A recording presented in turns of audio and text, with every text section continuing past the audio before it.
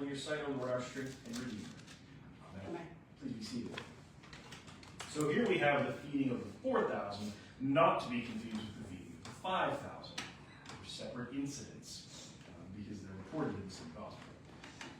And it's interesting because we always talk about this as the feeding.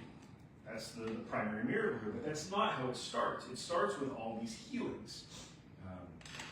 The lame, the maimed, the blind, the mute. All these things are corrected. I don't know. I think somebody making more food or healing somebody, I might be a little more apt to talk about the healings as the primary miracle.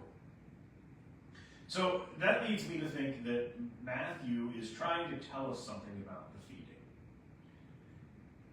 Now, I'm assuming the people who were lame and maimed and blind, the mutes could probably make their own way there, but these other folks needed help to get there.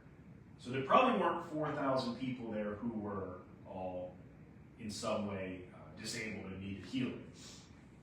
Maybe half it, because the 4,000 again it's the 4,000 men plus the women and children. So maybe half of that number, maybe 2,000, are there for healing, and the rest are there to help them or accompany them. So all these people are coming, but not everybody needs assistance. Not everybody needs the healing. You've got the people that are leading the blind or maybe carrying the lame and the maimed. So what are they going to get from Jesus? What's the miracle that they're going to receive or encounter? The people who are healed, they actually encounter something. They don't just receive it, but they take part in it somehow. But the folks who are with them, they're spectators, and they see it, but they don't themselves have that, personal encounter. If we're going to go with the food analogy, it's like sitting next to somebody who's eating something that smells really good. You're a witness to it, but you don't encounter it. You don't know actually what it tastes like. So, if we leave off the feeding here, all these other people are just spectators to a miracle. But everyone in the world at some point is hungry. So the idea of being hungry, the idea of needing to be fed, is something that is universal. And particularly here, where Jesus says, these people have been with me for 3 days and had nothing to eat. First of all, that's significant. So it's not just, it's lunchtime, I'm hungry. This is, Lenten fast, days of not eating kind of hunger. So it's a desperate hunger. As he said, I'm afraid if they leave, they're going to faint on the way.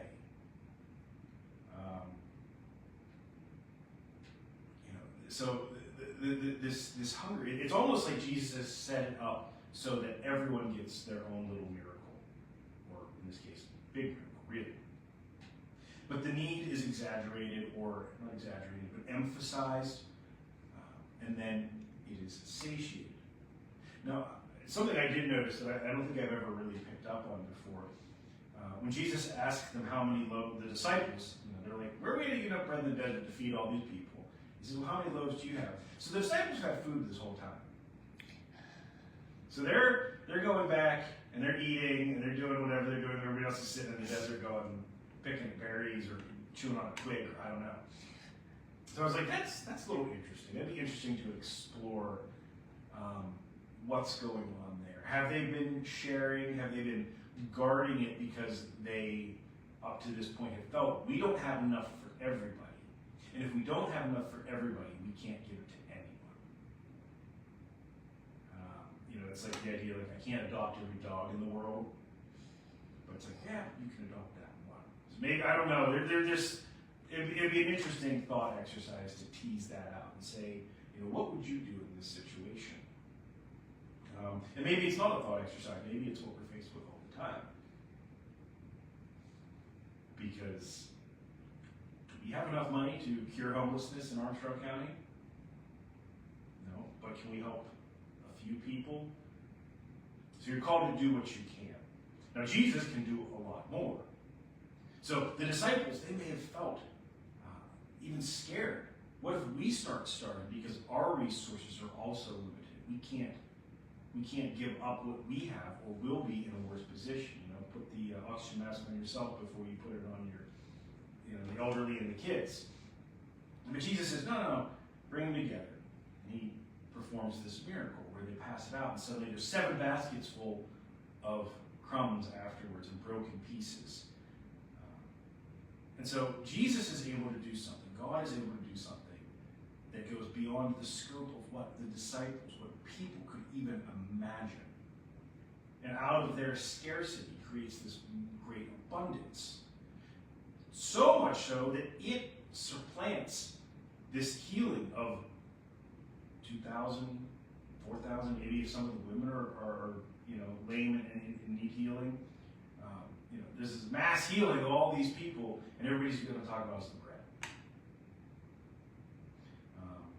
And it makes you wonder if it's like the wedding in Cana when they say, "This is the best wine I've ever had." Is this the best bread they've ever had? We don't get that side of the report, but there's a couple things that I think we need to focus on with this. One is that idea that everyone understands what it means to be hungry, whether it's physically hungry or spiritually hungry. Some people might not even realize it. These folks who haven't eaten in 3 days, they might be beyond the feeling of physical hunger. They don't even realize they're hungry anymore.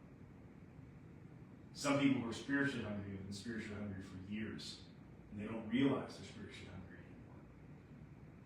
And we might not have the bread to feed everyone. We might not have the money to get everyone out of homelessness, but we have faith we can share that doesn't get diminished by the sharing. And in doing that, God can perform the miracles of the sharing of the bread to feed everyone, or the sharing of the resources that everyone needs. So we need to not be afraid to give out of our scarcity, but we also need to realize the abundance that we have that we can share. And if we can do those two things together, faithfully and with confidence that God will take care of the rest, then we can have our own miracle that will supplant the healing of all those that were healed that day. To God be all the glory, now and forever. Amen.